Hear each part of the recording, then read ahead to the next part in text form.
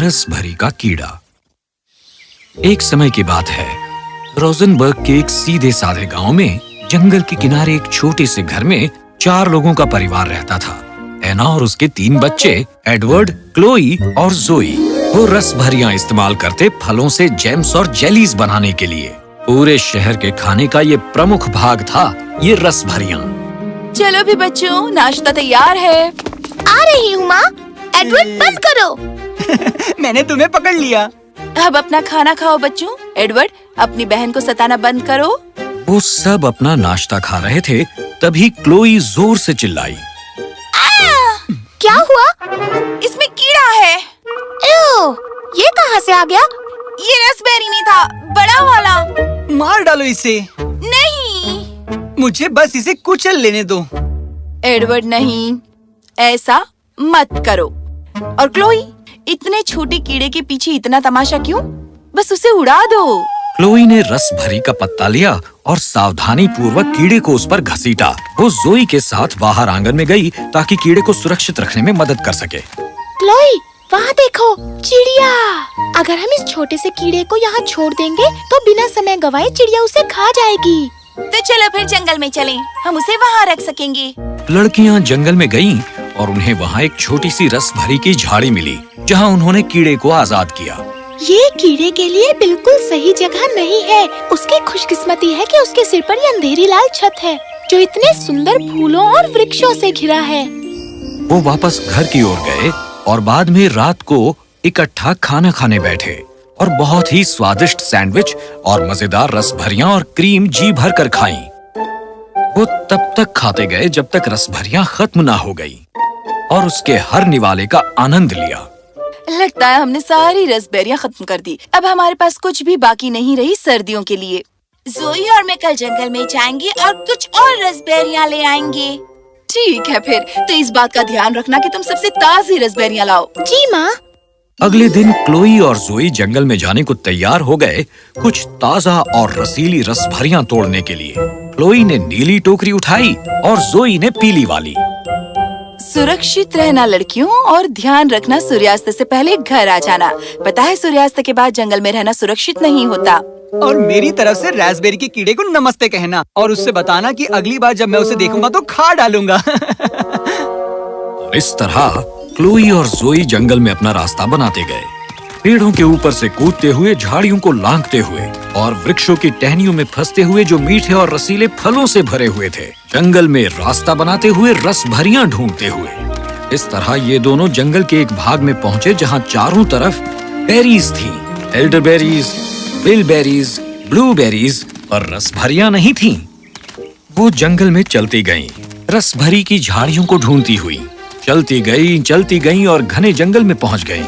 वो एक बड़े मैदान में पहुंच गईं, जहां चारों तरफ रस भरी की झाड़ियां थी, दूर दूर तक, जिसे देखकर किसी के भी मुंह में पानी आ जाए। ये अविश्वसनीय है। इतनी सारी सुंदर लाल रसभरियों की झाड़ियाँ सब तरफ। सभी झाड़ियां भरी हुई थी गहरे लाल रंग की रसभरियों से, जो इन दोनों ने पहले कभी नहीं देखी थी। दोनों ने लाल रसीली रसभरियां खाईं और कुछ तोड़ी और जल्दी ही उनकी टोकरियां ऊपर तक भर गईं। चलो अब इन टोकरियों को घर वापस लेकर जाएं। नहीं, रुको, चलो जाने से पहले कुछ और तोड़ लेते हैं। और इस तरह उन्होंने कुछ और रसीली रसभरियां तोड़ी और अपनी जेबों में भर ली और घर वापस जाने को तैयार हो गईं। दोनों लड़कियों ने एक हाथ में टोकरी पकड़ी थी और एक हाथ में अपने एप्रन, और वो अपने घर तरफ जा रही थी। क्लोई और जोई चलती गईं, पर वो अपना रास्ता भटक गईं। इससे पहले कभी भी वो इतने घने जंगल में नहीं गई थी। उन्हें ना तो सड़क मिली और ना ही पगडंडी जो उन्हें घर तक ले आती। और हालात बद से बदतर होने लगे और सूरज डूबने ही लगा था। पेड़ों की परछाई लंबी होती जा रही थी और चिड़िया अपने घोंसलों में लौट रही थी, क्योंकि दिन खत्म हो रहा था। मैं थोड़ी चिंतित हूँ। मुझे नहीं पता कि हम कहाँ हैं। चिंता मत करो जोई, मुझे यकीन है कि हम जंगल के अंत में कहीं हैं और जल्दी ही हम घर की चिमनी से निकलता धुआं देख पाएंगे। जब वो जंगल में भटकती रहीं, तो अंधेरा हो गया और वो और ज्यादा डर गई। वो चलती गईं, जब तक कि अचानक उन्होंने एक परी को अपने सामने उड़कर आते नहीं देखा। उसे देखकर ही लड़कियां चौंक गईं। परी ने उन्हें इशारा किया कि वो उसके पीछे आए और वो आगे आगे उड़ी, उनकी ओर पीछे मुड़कर देखते हुए और उनका इंतजार करते हुए। तभी उन्होंने एक हुंकार सुनी जो उनके पीछे जंगल से आ रही थी। लड़कियां जल्दी से दौड़ी। परी उन लड़कियों को झाड़ियों से भरे एक मैदान में ले गई और फिर अचानक ही वो वहाँ से गायब हो गई। हम ये कहाँ हैं? अंधेरा हो गया है, मुझे कुछ दिखाई नहीं दे रहा है।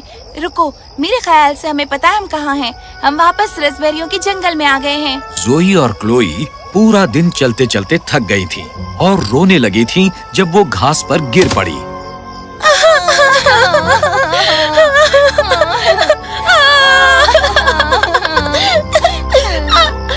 मुझे डर लग रहा है और भूख भी लगी है।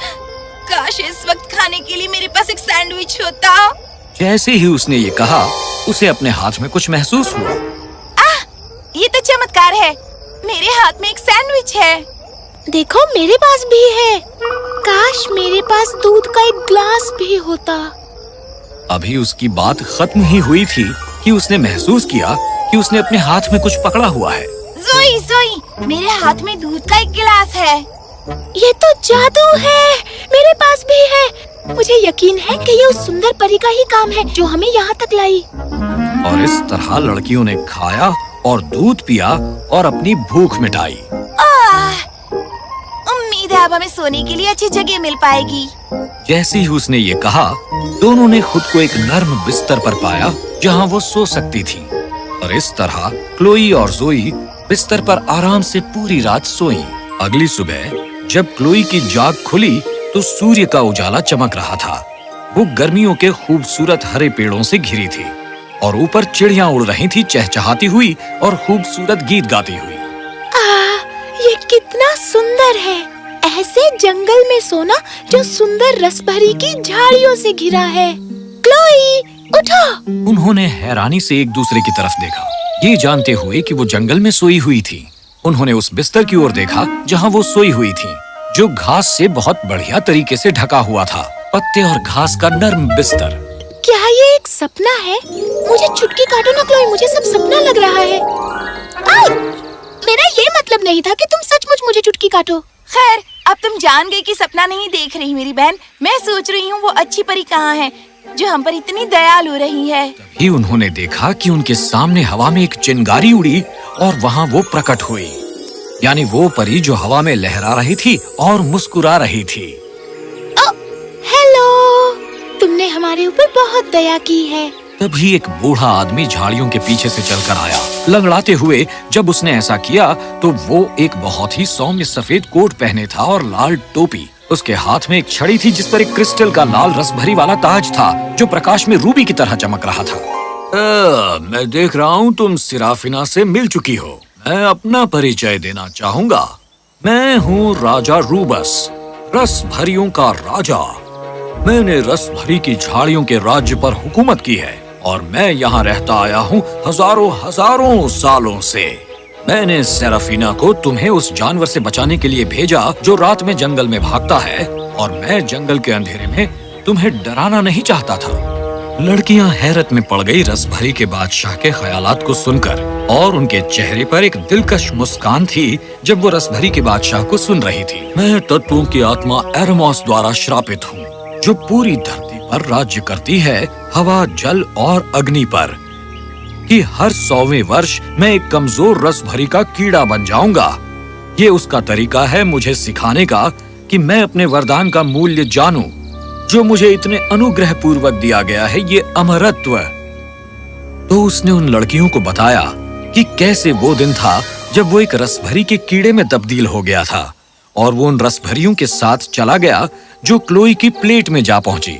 मुझे खा लिया जाता या मुझे कुचल दिया जाता यदि तुम दोनों ना होती जिन्होंने मुझे बचाया। और जब तुमने मुझे उस पत्ते पर घसीटा, मेरी टांग मुड़ गई थी जिसके कारण मुझे लंगड़ाकर चलना पड़ता है।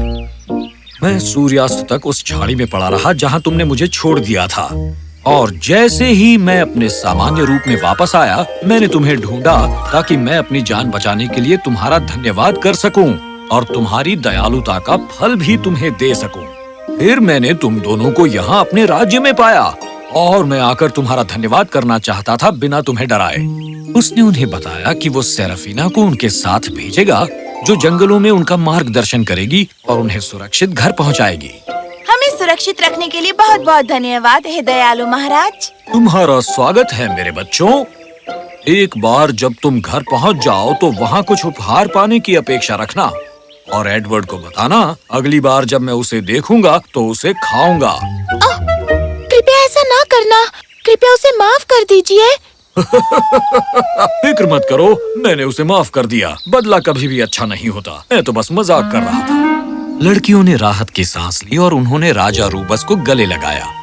अलविदा मेरे छोटे दयालु बच्चों, हमेशा इतने ही दयालु और उदार बने रहना। दोनों लड़कियों ने टोकरियां उठाई और वो सेराफीना के पीछे चलती गईं, जो उन्हें जंगल से घर वापस ले गई। जैसे ही लड़कियां घर पहुंची, सेराफीना अलविदा कहते हुए हाथ हिलाकर वहां से गायब हुई। जब लड़कियां घर पहुंची तो वहां खुशियां और हर्षोल्लास छा गया। मुझे बहुत खुशी है कि तुम लड़कियां ठीक हो। पूरी रात तुम कहाँ थी? मैंने तुम्हें बताया था कि जंगल रात को सुरक्षित नहीं होते। लड़कियों ने अपनी माँ और एडवर्ड को सब कुछ बताया और उन्हें राजा रूबस और उनके जादुई राज्य के बारे में भी बताया। मुझे बस खुशी है कि तुम दोनों ठीक हो और वापस सही सलामत घर आ गई हो। ओह, कुछ देर पहले एक बूढ़ा आदमी यहाँ आया था और वो तुम्हारे लिए ये छोड़ गया। जब उन्होंने टोकरियों के अंदर देखा, उन्होंने 2 खूबसूरत ब्रेसलेट देखे जिन पर चमकदार लाल पत्थर लगे थे, रस भरी की शक्ल में। वाह, ये कितना सुंदर है। एडवर्ड, तुम्हारे लिए भी कुछ है। एक चांदी का ब्रॉच था जो रस भरी के कीड़े की शक्ल का था।